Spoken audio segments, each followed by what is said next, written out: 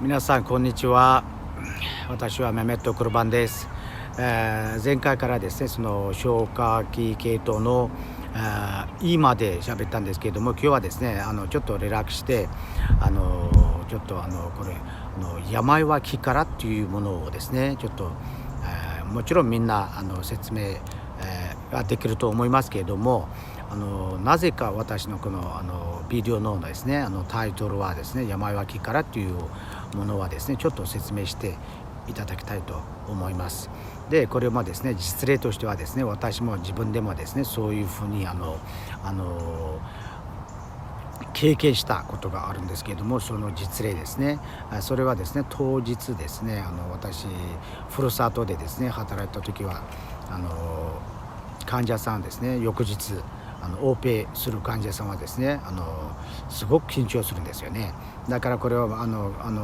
これはね、正常だと思いますけども、誰でもですね、ちょっと恐怖というか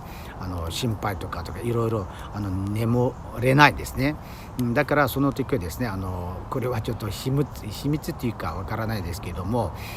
その時はですね、看護師さんがですね、我々医者ですね呼んで、深夜ですね、私たちがですね処方箋をやってから看護師がですね注射するんですけれども、たまにですね、その看護師のですねすごく経験がある看護師さんがですね、ある日ですね、私はですね呼ばないでですね、自分で修理しちゃったんですよ。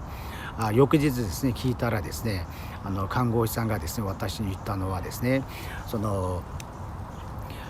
塩水ですね、普通の塩水ちょっとぐらいですね注射してみたいんですね、その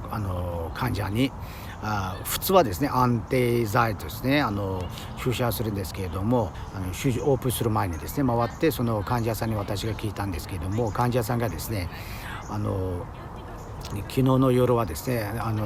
眠むことがすごくいいよっていう感じがいいよって言うんですよ。だから私もすごく中でですね笑っちゃったんですけれども、あとはですねその看護師さんにも聞いたんですけども、看護師さんもですね、私は勝手にそうしたよ、私も何回もこういうふうに経験があるよっていう私言ったんですよ。でこれもですねプラセボ効果っていうか、プラセボ効果っていうのはですね偽装な薬っていうか、そういうものがあるんですけれども、医学的にですねそれが本当に危険ですよね。こういうですねプラセボ効果はですね本当に医学業界っていうかですごく例が多いですよ。だからこれもですね病は気からっていうものはですね科学的にもですね証明したんですけれども、だから私はですねこの病は気からという、いつもですね私も日本にいた時ですね学生さんがですねいつも言って実例としてですねいろいろ例もですね挙げてきたんですけれども、本当に私は信じます。だから今日はですねここまで喋って、喋りたいと思ったらですねすごくたくさんあるんですけども、でそのがんですね、がんはですねいろいろみんなも聞いたことが多いと思いますけれども、今はですね日本でですね、私も日本のですね YouTube とかですねいろいろペーパーとかですねいつも見てるんですけれどもですね、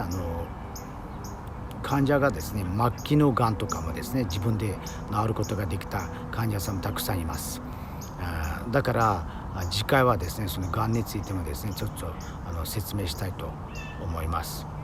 じゃあ今日はですねここで終わりにしたいと思います。ご視聴とご登録よろしくお願いいたします。ありがとうございました。